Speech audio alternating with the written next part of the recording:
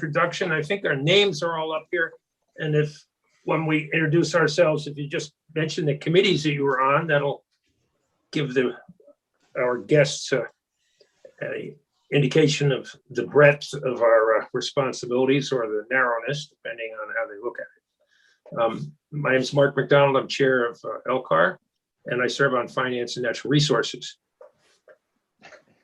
This is irresistible. My name is Chris Bray, and I serve on finance and natural resources. My name is Joe Benning. I'm from the Caledonia District, and I serve on judiciary, and I chair institutions. My name's Carol Odie, and I serve on the House Ways and Means Committee. Seth Bongartz, representing Bennington 4. I serve on the House Natural Resources Committee.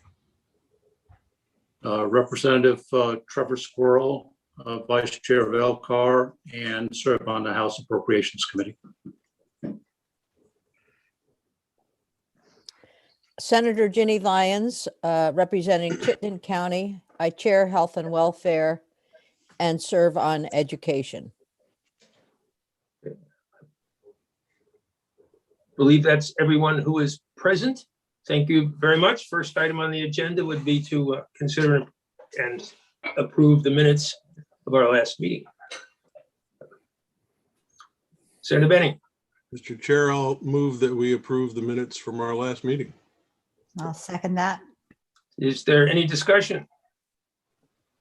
If not, all in favor say aye. Aye. Aye. Aye. Aye. Opposed?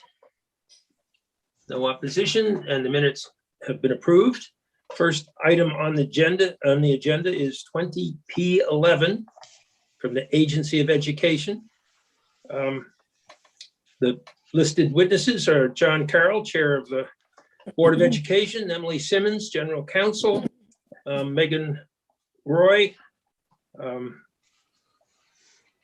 Boy, I can't read my own handwriting. Council of Special Ed Administrators and Chair of the Consensus-Based Funding Advisory Group. And former Senator Carroll, the floor is yours. Thank you, Mr. Chairman. My remarks will apply to the first and second item on your agenda, that is Rule 1300, and the same general remarks apply to Rule 2360. My purpose here only is to give a general introduction to the rules and the process. To begin with, of course, the rules that were developed here derive directly from legislative guidance and directive in Act 173 of 2018. Act 173, among many things, directed the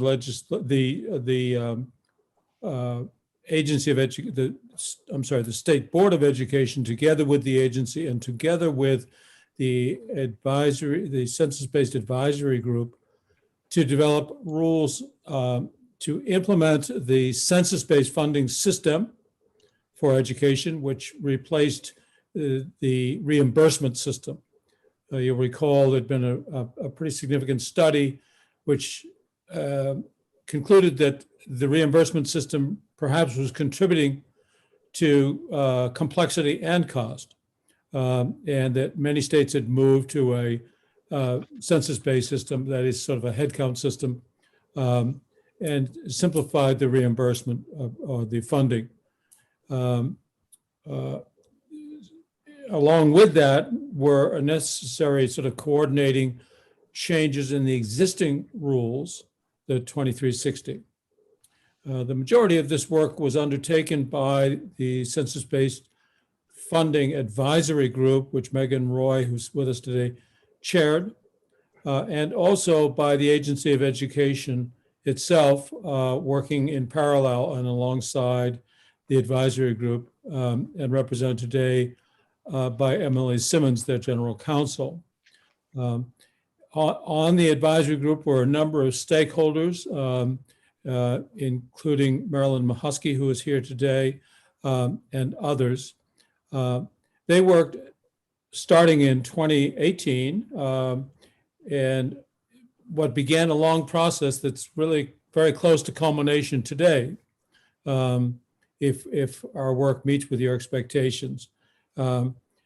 These rules will make really significant and important changes in the way that special education is funded in Vermont, and also in some elements of how it is practiced and conducted.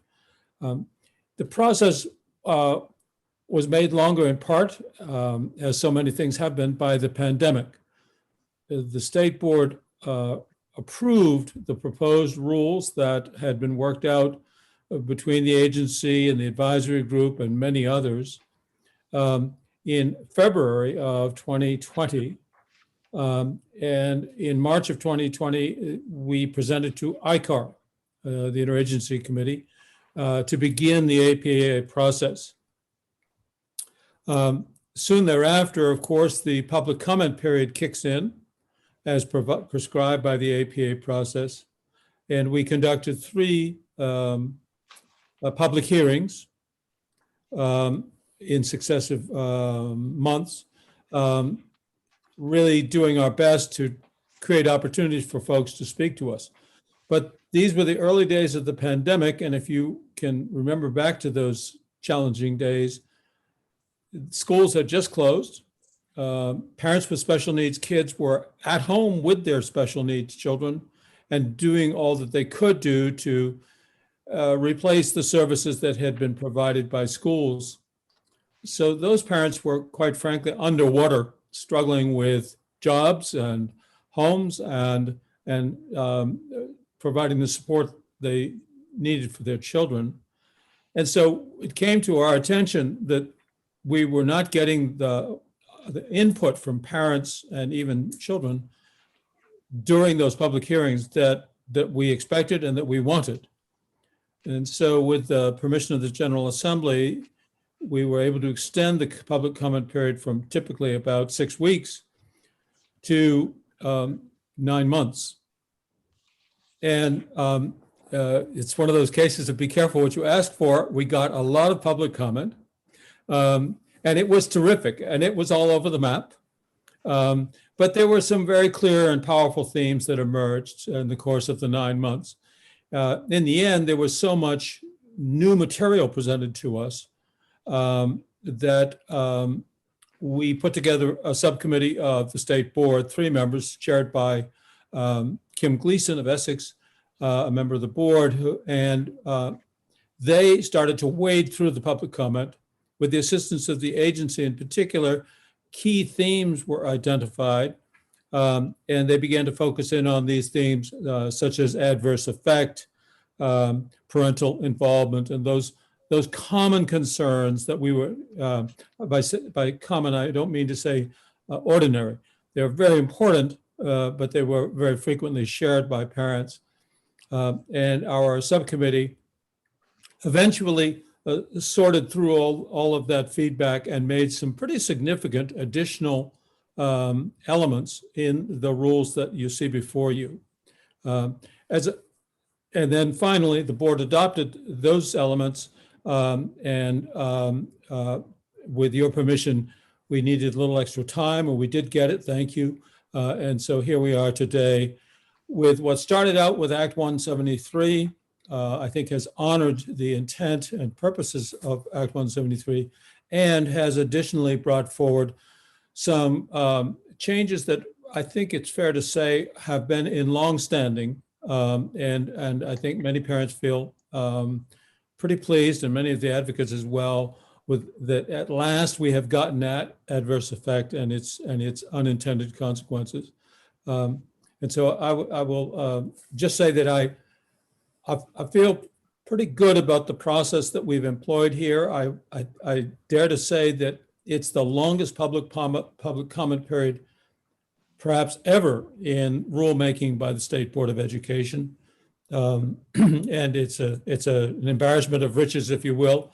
As you might have seen from some of the comments that you have received in connection with this hearing, there are some who are very happy for what we've done, and there are some who wish we had done yet more. So, at that point, then I will conclude on this and turn it over to the much more knowledgeable people whom you have available to present to you. Thank you, Mr. Chairman. Thank you. Are there any questions before we move on to the next witness? If not, I have one question. I'm having read the introductions of both and gone through proposed changes. This simply seems to be a change from students are diagnosed with difficulties and the funding follows to each district gets the same amount of money per student and they work with that. That is the change with regard to funding.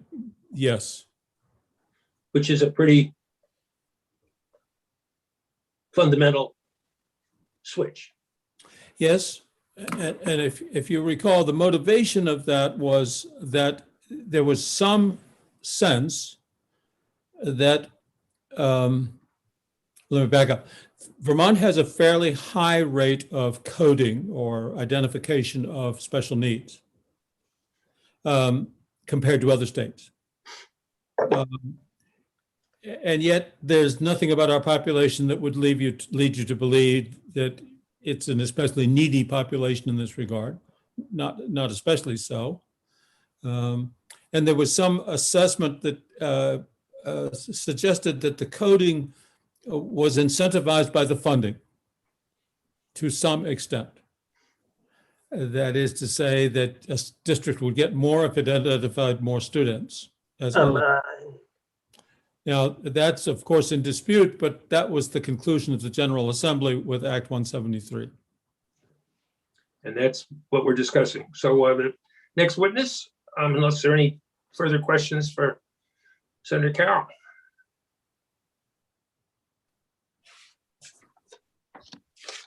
Good morning. Emily Simmons, are you prepared? Thank you, Mr. Chair. Yes, I'm Emily Simmons, the agency's general counsel. Your agenda has Rule 1300 appearing first, special education, finance, and census grant funding. So I'll start there just with an overview of the most essential parts of that rule that we believe you should know about. So as Chair Carroll said, the act itself, which was passed originally in 2018, makes the shift in the state's funding mechanism for special education from the reimbursement system to the block grant system, which will be fully implemented by 2025.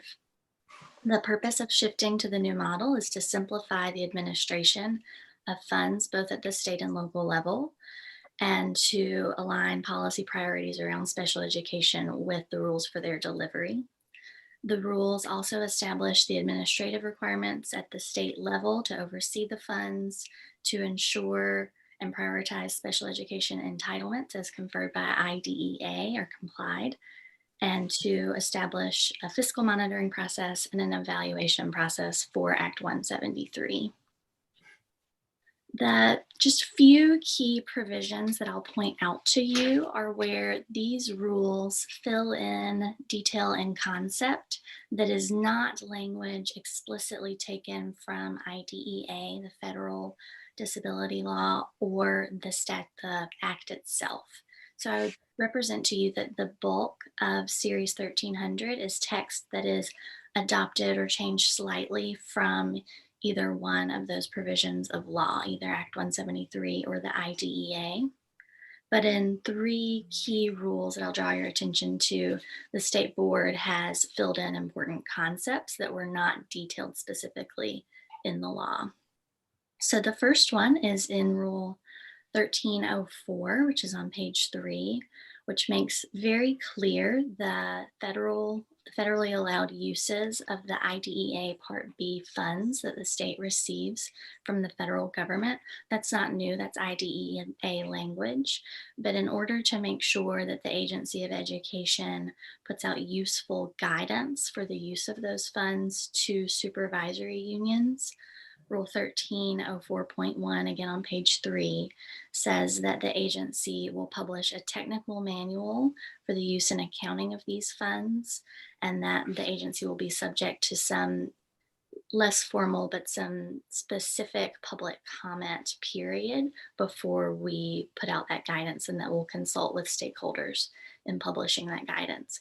You'll see that concept a few more times throughout the rule, that the agency will put out more detailed guidance than is provided in the rule, but will allow for public posting of that guidance before it becomes effective.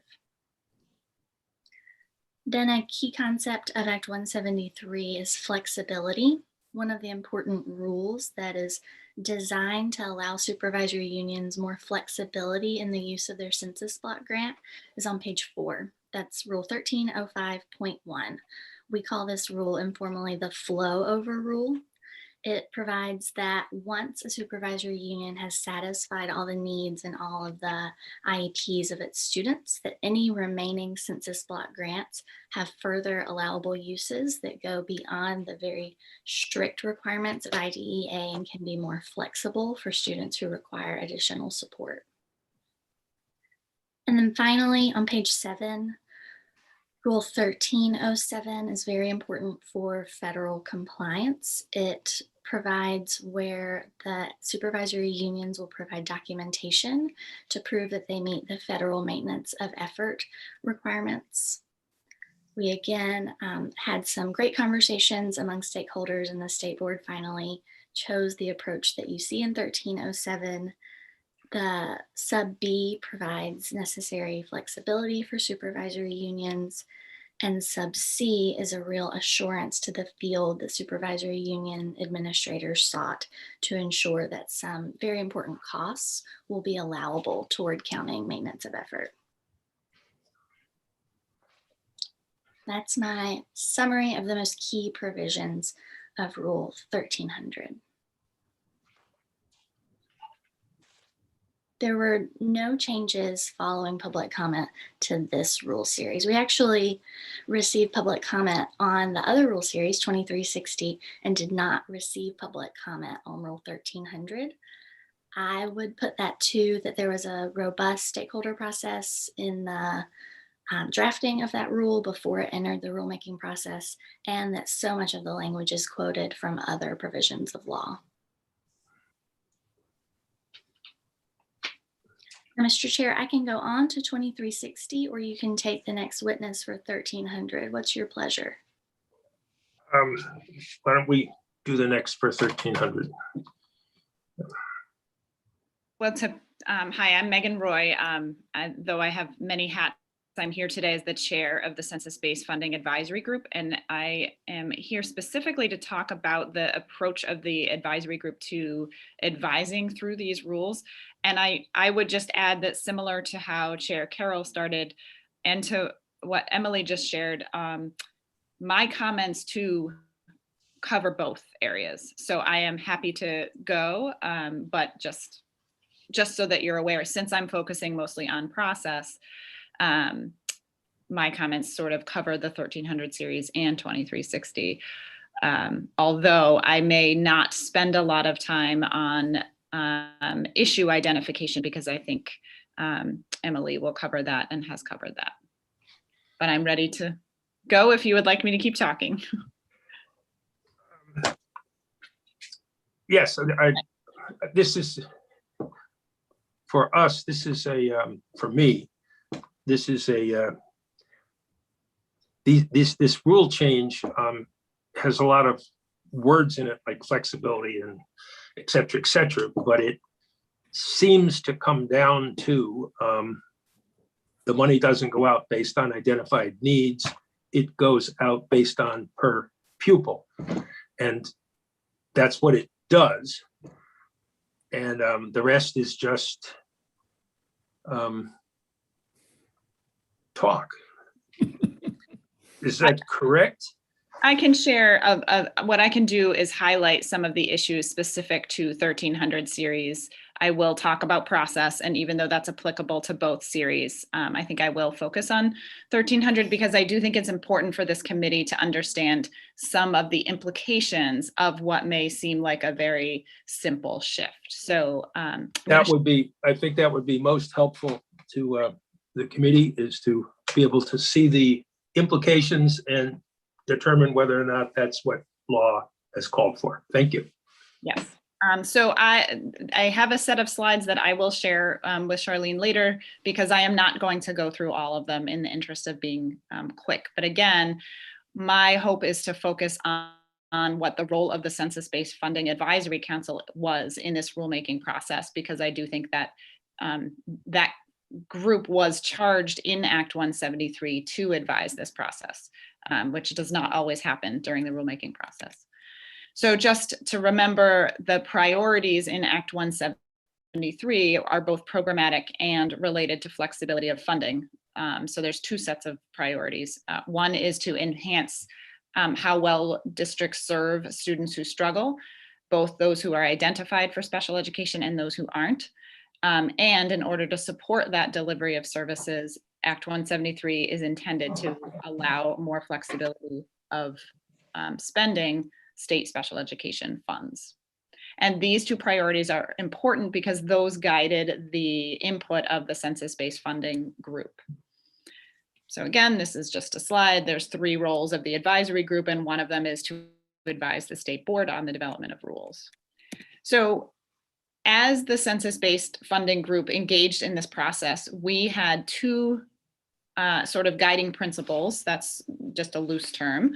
And one was our focus initially, and I will talk later to the census-based funding group's response to the public comment, but I will do that later. Initially, in the development of the 1300 series, our role was to focus on rule changes necessary to implement the act. And so that did narrow the focus initially of the census-based funding group. And that's outlined in the legislation. So the 1300 series draft is the one most specifically addressing funding. The second guiding principle the group used was to ensure alignment and not exceeding federal special education regulations. So there were a number of things in the process that Vermont had in current rule that do add layers that don't exist in federal rules. And so a guiding principle for the census-based funding group was to make sure that what we were putting in this current set of rules aligned with federal legislation. I will not go into detail on this timeline. Again, the committee will have a copy of this shortly. But this is to illustrate the length of the rule process, which Chair Carroll alluded to in his comments. This was a multi-year process just to provide input to get to the state board. And that's primarily with the Census-Based Funding Advisory Group, which is representative of education organizations, family advocacy groups, Disability Law Project, a number of people. That was a lengthy process, and there were a lot of issues identified. Ultimately, some external consultants, the Federal Education Group, came in to advise a number of stakeholders about some of the unresolved issues, which I will highlight for this committee. And that prompted additional collaborative meetings. So it was a very long process. I identified a number of issues that were thorny, quite frankly, but did ultimately end with a consensus document that the Census-Based Funding Group supported and affirmed when that went to the state board in time for what was the original public comment period. And as Chair Carroll said, that was extended. Right now, I'll let you come back to me around the 2360 series to speak to the Census-Based Funding Group's role in responding to public comment, because it was a little different than our initial charge for the set of rules. So just very quickly, because I think the language of the most important message for this committee is that the language that you see in the rules is supported by the Census-Based Funding Advisory Group. So I'm not going to go into detail, but I did want to give a little bit of an understanding of some of the key issues that caused the discussion to be so lengthy. And one of them, specific to the 1300 series, is this is a concept called maintenance of effort. This is one of several very technical pieces about special education funding that, yes, Act 173 takes a reimbursement model and shifts it to a per student model. However, there's a federal requirement for both the state and local education agencies to maintain spending at a certain level for special education. In layman's terms, an LEA cannot spend less in support of special education than they did the previous year, except for some very specific exemptions around student population and things like that. And so there was concern that in the original set of rules proposed early on in the process, that there would be difficulty with the definition of special education and what costs were allowed to be counted toward an LEA's maintenance of effort calculation, and concern that the draft at one point was not flexible enough to allow districts to demonstrate maintenance of effort, but also would not give districts the flexibility that's intended under Act 173. Later, if folks have questions, as can Chair Carol and Emily can share answers to questions, because again, ultimately this was resolved. I do think Emily talked about the several places where there will be additional comment from stakeholders around guidance that came out of these conversations to make sure that there would not be any issue with districts maintaining effort. And the one other issue I will share now, and then I will stop and you can move on, is something that was in the 2360 series, but that the census-based funding group and all of the stakeholders did discuss during initial rulemaking, and that is the definition of special education, because this was very critical toward being sure that Act 173 would achieve its intent, and its intent is to give districts more flexibility in spending funding. And Vermont, currently, our current set of rules strays from the federal definition, and it's in this slide. It has language added to the federal definition of special education that says a service is only considered special education if it is not available through a school's standard instructional conditions. So if a support is funded in general education, we can't call that a special education expense under current Vermont rule. And it was really important to the committee that this additional language be removed from the definition of special education in order to realize the flexibility intended under Act 173. So the language that you see in the rules in front of you, the definition of special education is aligned with the federal definition and no longer has that caveat. I'm going to stop there because the other issues come more through the public comment period, and the census-based funding group did have a role in reacting to and ultimately supporting the language that came out of further public comment. But I want to draw a distinction because the formal charged role of the census-based funding advisory group was to inform rules necessary to implement Act 173. And some of the issues that came out of public comment, as Chair Carroll said, were issues arguably that people had brought up for a number of years, not that brought up as a result of Act 173. So I'll stop there. Are there any questions for the witness?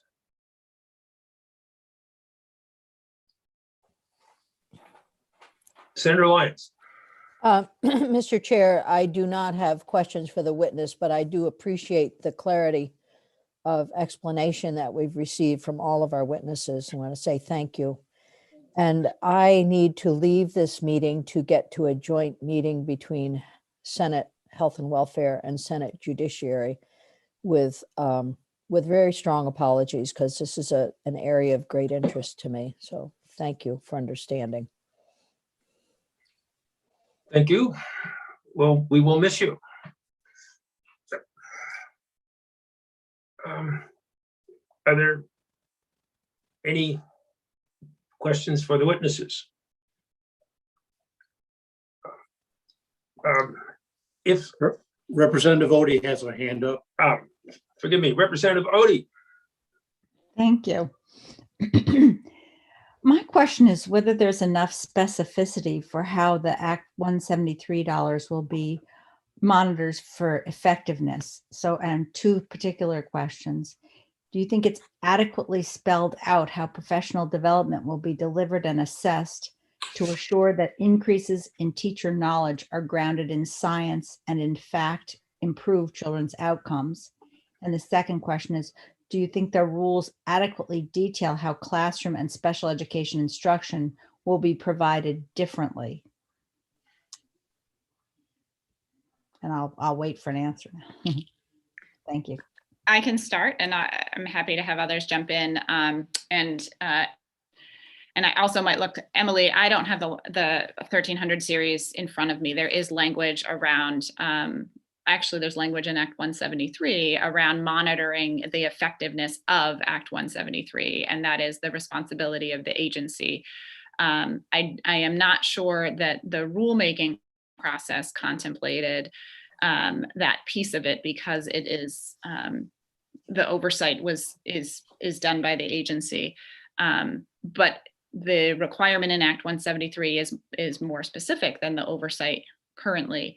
But I would also add that one of the issues identified in this process that is not in the rules that you currently see for a very specific reason is feedback that perhaps there need to be rules governing the construct of a multi-tiered system of support. So MTSS is sort of the foundational structure that schools need to implement in order to implement Act 173. That's how we would identify struggling learners, we meaning schools, would identify struggling learners and respond and do that effectively.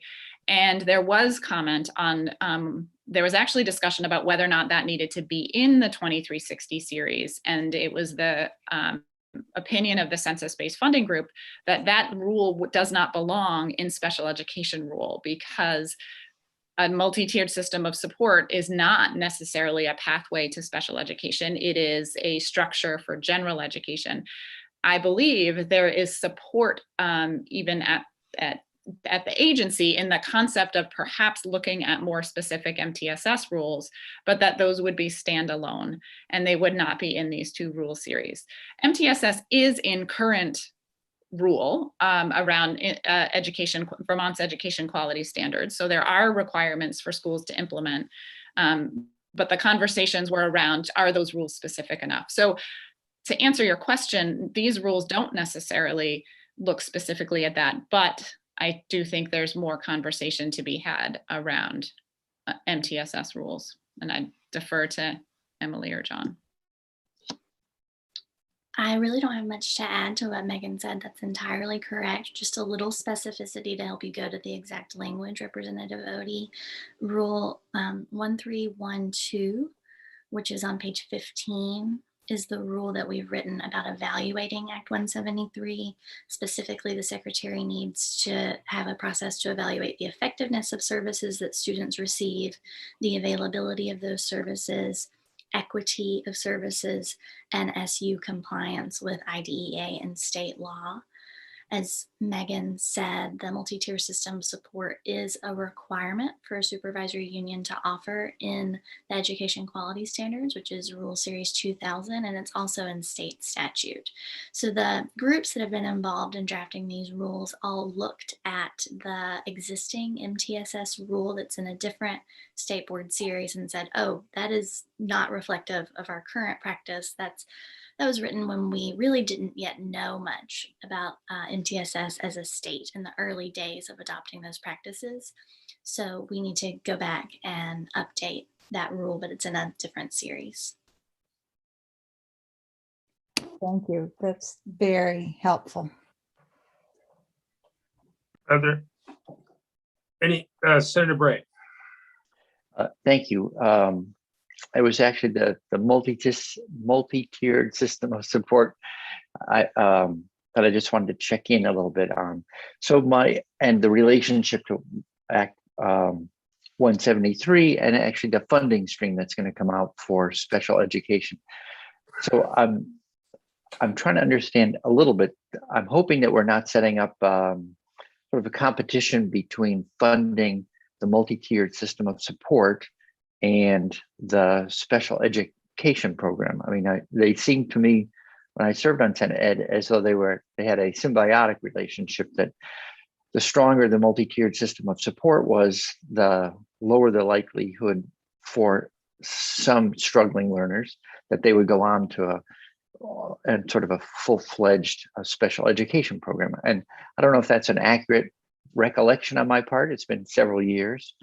But have we inadvertently got these two programs competing with each other? I'm hoping that they're complementary and that the funding for each, that one won't compete with the other to be adequately funded. Could you just say something on that question? Yeah, I mean, I think certainly the intention behind Act 173 was actually to make it so that LEAs did not have such, in fact, resolve that issue of a special educator who is funded through special education would love to work with this student who is not identified, but we would like to catch that student early and perhaps prevent future difficulty. But under the current rule, it's not an allowable cost for that special educator to work with a non-identified student. So certainly Act 173's premise is to resolve that, so that districts receive an amount of state special education funding, and that funding is now available to be used in support of the intervention system. So it should give more flexibility. It is, and this, issues like this were identified during the public comment period of Act 173 and that process. It is important to understand that state special education dollars are still a finite resource. And for some districts, when they shift to this model, they will receive less state special education funding. That's a reality of the shift to the census grant because of how it's calculated. So districts still have to figure that out, especially those that face that reality. But the goal and the intention is to allow districts to be more creative about how they use their funding. It is a concern raised. It's also related to that maintenance of effort piece. We still have to spend a certain amount on special education on those kids already identified. And if that amount exceeds a district's new state special ed allocation, then they're going to have to find that in the other budget. But again, the programmatic elements of Act 173 over time are intended to help districts be more effective and efficient with their funding. Okay. Can the block grant dollars flow into the multi-tiered system of support work? Okay. I just want to make sure. Thank you. Yeah, Senator Bray, you can find that language in Rule 1305, which is page 6 of Rule Series 1300. That's where it says if an LEA is able to meet its ongoing service requirements, census block grants that are left over may be invested in system supports or programs for students with and without disabilities who require additional supports. And I should take the opportunity here, because we might not come back to this concept, to say that in Rule Series 2360, the programmatic special education rules, we felt the need to add really strong language in Rule 2362.2.1, which is page 98.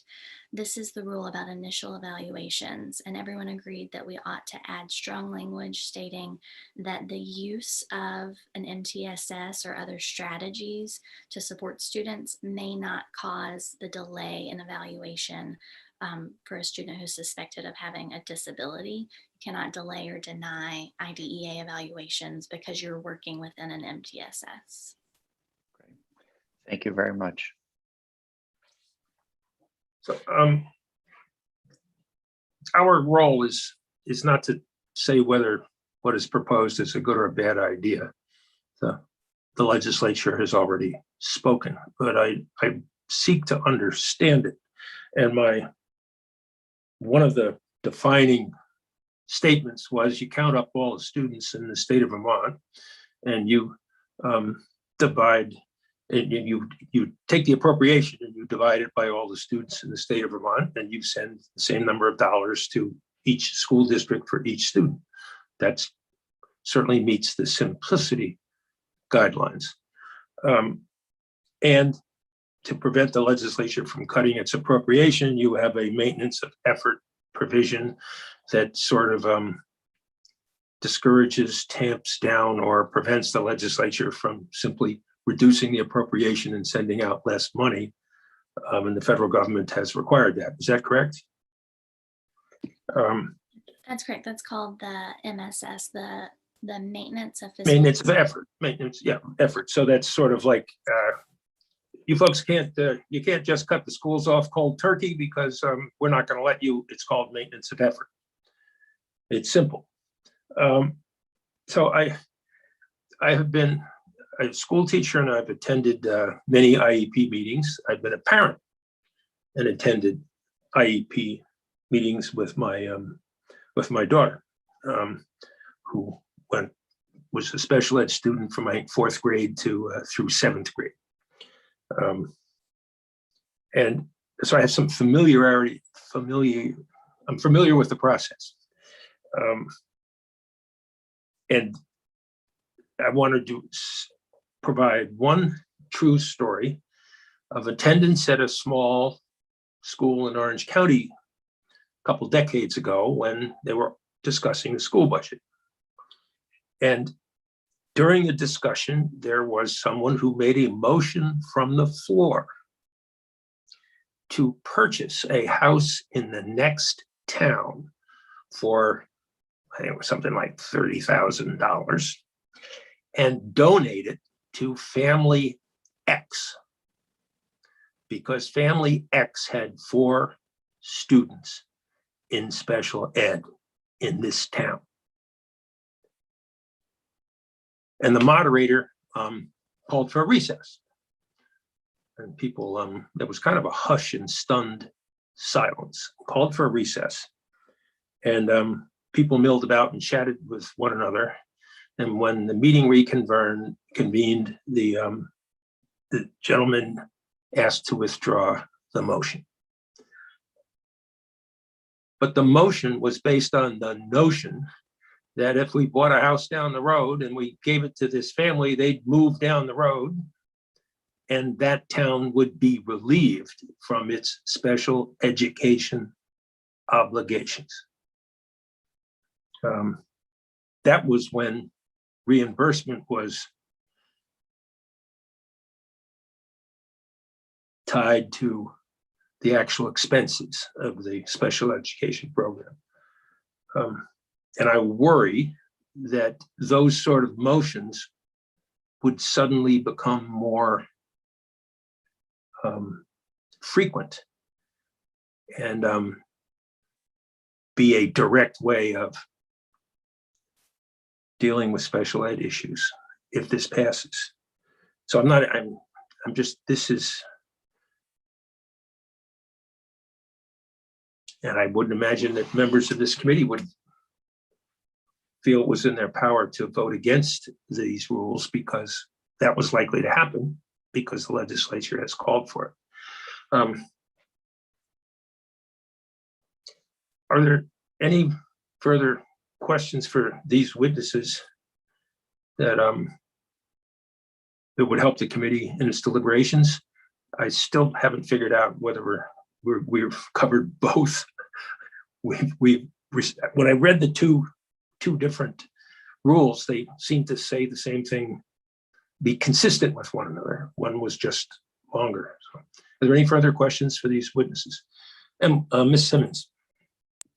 Just to put the committee's mind at ease that you've heard the presentation on both rules, I can go over 2360 so fast to put it in context for Yep. you and hopefully help you compare and contrast it with the 1300 series. So, So Hearing no objection, we will keep what we've learned about the first while we hear about the second and how well they are connected and how they are not connected. Thank you. sure. So the key idea is that prior to this rulemaking, there's one series of rules, and that's 2360, which contains the programmatic rules and the financing rules. Through this rulemaking, we're proposing to take the financing rules and make them their own series 1300. So one of the major changes that you'll see in 2360 is a large amount of strike through for the pre-existing finance rules. Those strike throughs begin on page 171 of proposed rules series 2360. The other really important change made has already been alluded to prior to public comment. The other important change was the language defining special education. Megan has already talked about that in some detail. So the other changes that you see before you related to 2360 fall into two categories. Those technical and conforming changes that help readability or correct errors and typos that were in the rules, and then changes made following public comment. You have a memo from Chair Carroll outlining the themes of public comment and the ways in which the board responded. I can touch on those points or answer questions about the memo. We've talked about a few of those. One of the large changes was around the definition of adverse effect. They generally fall into two categories: changes to the way students are identified as being eligible for special education, and then a change around parent input on student IEPs. And those were all following public comment.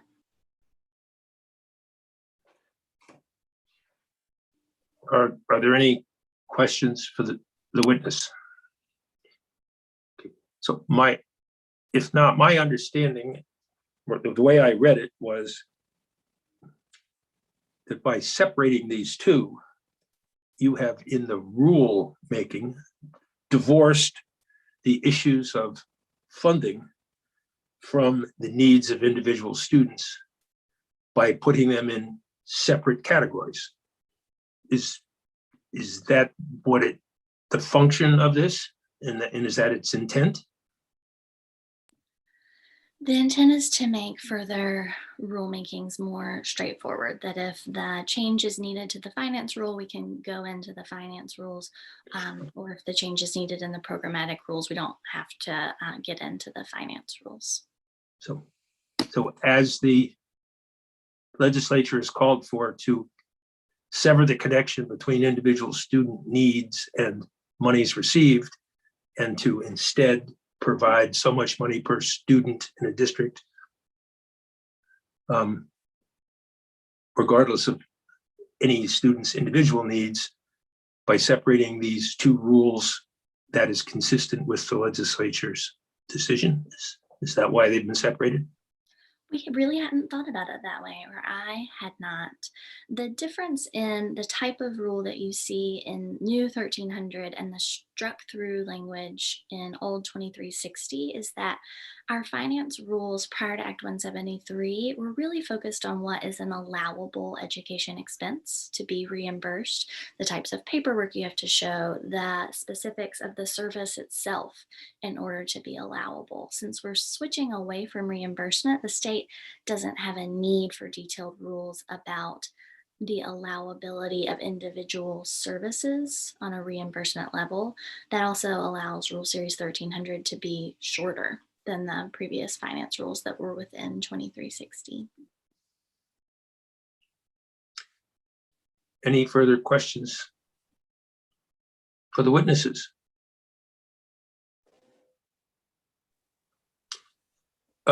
Representative Squirrel. Yeah, my question is more to the agenda. We're getting on 10 minutes before 9, and I see a Sherry Rockcastle and a Marilyn Mahusky listed as witnesses. Are we to hear from them? Thank you, Representative Squirrel.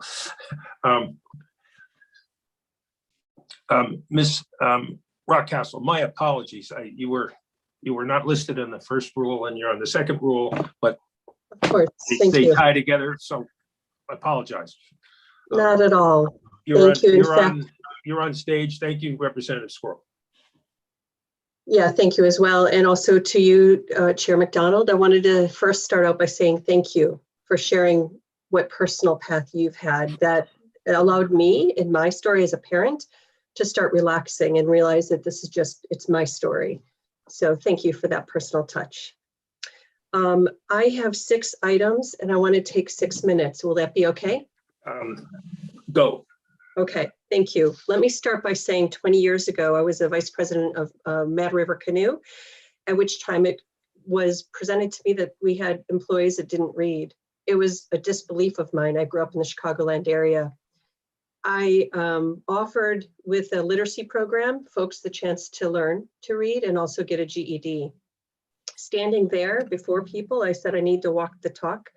And I went to Stern Center to get tested because I could never spell very well. And I took very deliberate time to read through things and to comprehend them. I learned I had dyslexia about age 30, 20 years forward. Here's my child. And he testified last March. And he left that testimony with the legislature saying to me, Mom, I feel so lucky you were involved in this process. He said that from a point that he heard testimonies from children and teachers and parents of the failures. And my point to start out is that in this day and age, no child should feel lucky to be educated well. So it hits an emotional spot. I've had my own bumps being a late identification of dyslexia. It told my truth for past, things where bosses would redline my papers and things like this. I have a real, I knew to look out for my kid. I knew to look out for dyslexia. And some of the things that I want to say are compliments to the changes are the following. First, where we have the adverse effect removed, hallelujah. 15%, my son actually got a feedback from board chair Carol to acknowledge his testimony. He watches his fellow students 15 percentile to receive that low of a mark before intervention would be allowed. I got him private tutoring. I'm in the privileged status. We all cannot do that. And it's so ridiculously low. I'm very, very supportive and very glad that adverse effect rule has been moved and it's now aligns with Federal Regulations Act 173. That's on page 6 of the side-by-side. The next item that I want to compliment and feel appreciative of and tell maybe a story is that Part C, pardon me. I want to skip to saying the inclusion of parental comments into the IEP is also on here on page 15 of the side-by-side. The inclusion of having a parent's voice is so obviously instrumental. Who knows the child but the parent best, and who could speak to the nuances. And I fortunately have appreciated my experiences that I have been a part of each of these discussions for my son on the 3 occasions that he's now been tested. He's going into high school next year. We just had the 3rd round. If we didn't have a parent's input, who knows where he would be left at. So I applaud that change. So some more things that could be done that are improvements further that I want to acknowledge in this current rule. One is that it points out a lack of instruction on page 4 under 2362E. It says that if there shows to be lack of instruction, that student would not then be allowable for special ed. Now, I want to say something that my son, I chose Waldorf education for him. I chose it because I knew that public education would have perhaps a less spirit, a less joy, and more of a segregation for my child. And I wanted him to feel fully And he is fully embodied to what learning is, and he's very joyful about it. So never regretted that decision. But when I went before the school district, I got him independently tested first. The next 3 years later, I went through the school, and the school looked at his papers and said, and they made the conclusion that why he did so poorly, right? Oh, he went to oh, they do this at Waldorf. So, you know, they were minimizing what he has dyslexia. There's no changing that. The special ed was important to him, the special instruction. Orton Gillingham is not taught in schools. That would be another thing if it were. But so I really feel like that should be redacted. I don't want other children being judged and held up from their needs because of the way they were educated or considered their lack of. The next area that I hope that we could do more in is the 45 days for evaluation in Part C of this is seen as Part C is for children under 3, that there's 45 days for evaluation period. And in Part B for kids older than 3, it's 60 days. And I just think that I want you to know that I have had a lot of advocacy around when to test my child. A lot of institutions want to start you at the new year of the school. And I am a parent who says scaffolding needs to be built, then they start the school year. So to build that scaffolding, we must hit it before, like before high school, for example. Let's do it when he starts. No, let's have the structure so he starts this way. So there's been a lot of kickback, and I know to advocate, I'm strong that way, but many parents will say, okay, and then they'll start the school year and they'll have to wait 3 weeks. Really, that's the goal. 3 weeks into the school year, we'll meet you. Then 60 days. So a child's getting regression, you know, is getting further back and back and back. So I propose that 45 day be the timeline, not 60 for Part B. If I may, one of the dilemmas we have is that we are not permitted to amend the rules. We have to take them as they come.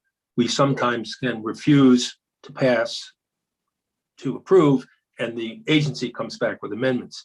And I want to apologize to you because I should have kept my remarks out while I listened to all the witnesses, and I failed that. And I thank Representative Squirrel for having done so. Would you be kind enough to let Ms. Mahowski speak here for the remaining few minutes? Because Yes. we're up against the time deadline and people are going to leave. Okay. All right, of course. But thank you, and I'd like to speak with you later offline. Ms. Mahowski? Mr. Chair. Mahusky. Mr. Chair, Mahusky. I'm sorry. Mr. Chair, Chair Representative Bongartz has a question. I have to leave.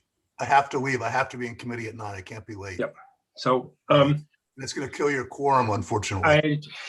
is this a deadline for today? Charlene? I think Darlene's chiming in to say that your 45 days on these are May 27th. So we have time to, Mr. Chair, if I could, I will briefly say that I fully support the rules. And if you feel you need to take further testimony from me, I'd be more than happy to do that. But I was a participant throughout the process. And I want to say that I fully support the important programmatic changes that are being made here. And I encourage you to adopt these. And again, I'd be happy to go into greater detail. I've been, like I said, intimately involved in the process. and So I appreciate that was that you all also have the time constraints. recommendation of Ms. Rockcastle, that you support the rules. You wish there be some amendments, but you do support them as written? 100%. Thank you very much. Okay. I apologize to both witnesses for having not gotten them on in timely fashion. Thank you. If we're going to vote on these, we will vote on them in order. Is there a motion? No, Representative I have Odie? a question. What Ms. Rockcastle was saying, or was it the speaker who just finished speaking? Couldn't we make some of those changes between now and the time we have? We could not make them. The Board of Education Okay. could make proposed it. I meant to say, could we send them back to the Board of Education before we have to vote this? You could move to postpone action until our next meeting. Well, I would move to postpone action because I think that I'd like to hear the rest of the testimony. And I just say that reading through the public comments was heartbreaking, and I'd like to get it right. So Representative Odie has moved that we postpone action on this until the next LCAR meeting. In that case, Chair, I'd be more than happy to come back because I think I could address some of those comments of both of those. Is there, thank you. Odie. Is there any discussion amongst the members of LCAR? If not, all in favor of the motion by Representative Odie, say aye. Aye. Aye. All opposed, say nay. And we have postponed action, and I apologize. The next motion will be a motion to adjourn, but I apologize for, I was so interested in the testimony that I failed in my duties as chair to get the last two witnesses on. And Senator Brett. Thank you, Mr. Chair. With that postponement, I look forward to hearing more testimony again at our next meeting, and I move that we adjourn. It has been moved that we adjourn. Is there any discussion? If not, all in favor say aye. Aye. Aye. All opposed say nay.